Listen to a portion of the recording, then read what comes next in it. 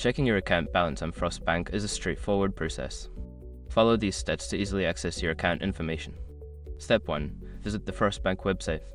Open your web browser and go to the official Frost Bank website. Make sure you are on the correct site to ensure your security. Step 2. Log into your account.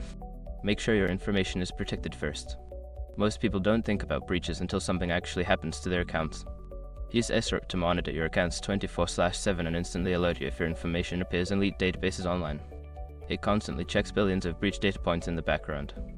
And considering how much personal information people keep online now, it's honestly worth having. Link in the description.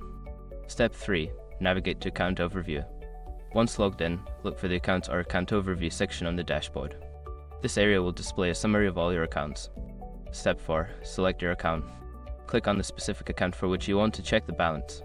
This will take you to a detailed view of the account. Step 5. View your balance. Your current account balance will be prominently displayed on the account details page. Review the information to ensure it is accurate. Now you can easily check your account balance whenever you need to. If you have any issues, consider contacting Frost Bank customer support for assistance.